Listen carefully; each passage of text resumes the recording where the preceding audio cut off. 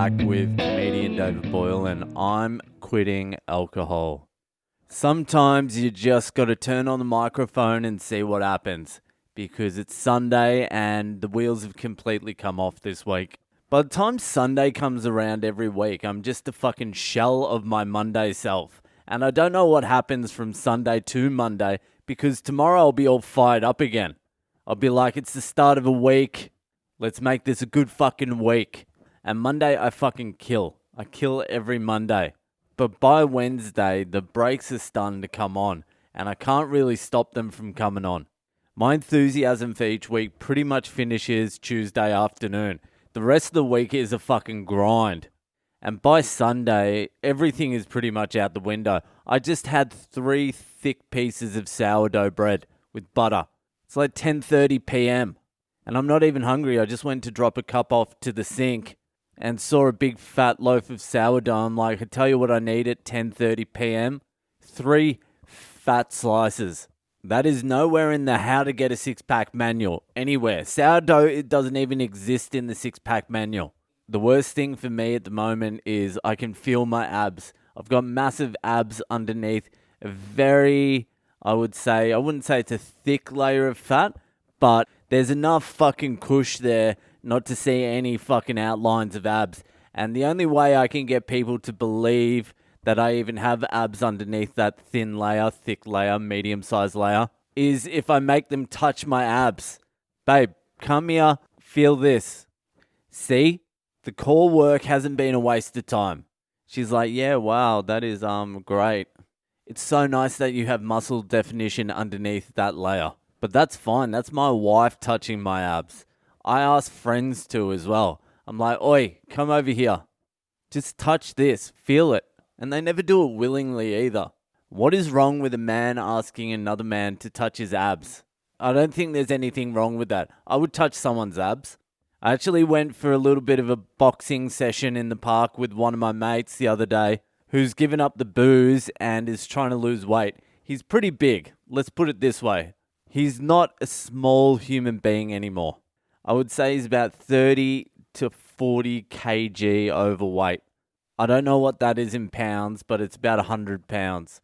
But he's really trying, actually, and we had a pretty good session. I was fucked the next day. But I kind of regret calling him Butterbean during the session.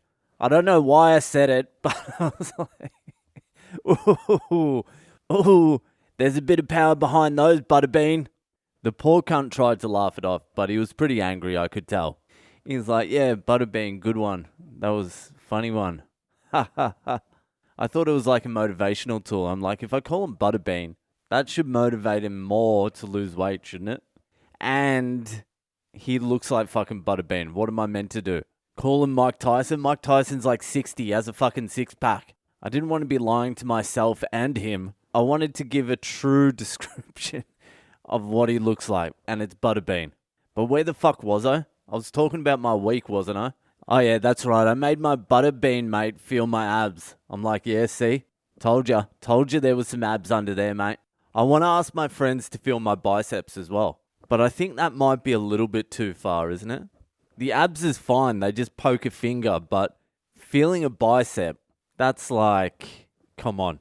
Are you 6 years old and am I your dad? No, I'm not and you're not. But let's pretend for a minute. Can you just feel my bicep? So yeah, the week starts falling apart around Wednesday.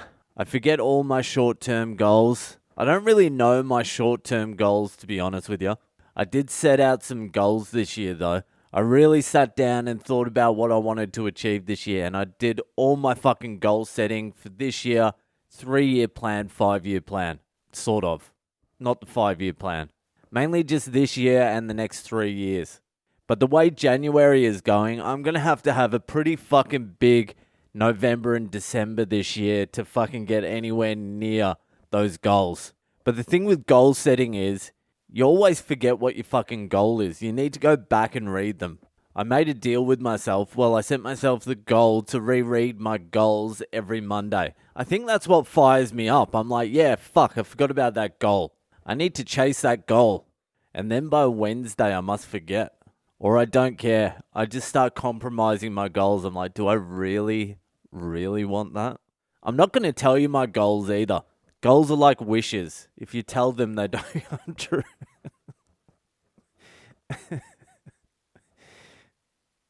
I don't know why I found that funny. Maybe because that's how much effort I'm putting into my goals. About as much effort as I put into a wish. I wish I was the smartest mathematician on the planet. That was one of my goals, alright, I'll tell you one. This is the last one of 8.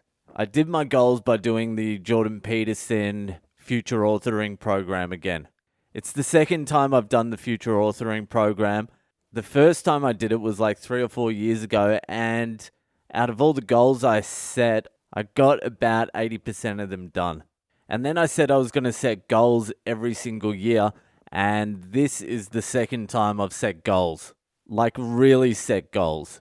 Like spent some time, thought about it, wrote it down, reread it. So the last 3 years I haven't set goals. I've just been floundering around in the fucking ether.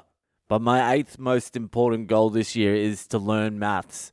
And I'm not talking about fucking 9 times 9, which is 81, by the way. Don't fuck with me. I know my times tables. I'm talking about algebra, some of the other ones. I'm talking university level fucking mathematics. That's where I want to be by the end of the year. This is the only reason I set this goal, by the way. Because I'm starting to feel like maths is a language. It's the universal language. It can explain more than any actual language. Verbal communication has a limit. And it's actually quite a restrictive limit. There is not that much you can explain using words and language, especially abstract ideas. It starts falling apart. Verbal language begins falling apart. It reaches its limits when you begin to get more and more abstract. But then where language falls apart, mathematics can take over. This is just some sort of fucking hunch I've got. And I can tell you right now, with almost 100% mathematical precision accuracy, I will go no further towards this goal than maybe 3 or 4 YouTube tutorials. And I'm going to be honest, the statistical likelihood I even do those 3 tutorials are almost 1 times 10 to the power of pi squared. So yeah, strap in for some fucking high-level mathematics coming your way from the I'm Quitting Alcohol podcast. Anyway, that's it for tonight. If you're enjoying the podcast, subscribe to it. Give it a share around with your friends. Maybe give it a fucking review. Hit me up on social media. I'm Boyle Comedy on Instagram, Facebook, and Twitter. And I'll see ya the fuck later.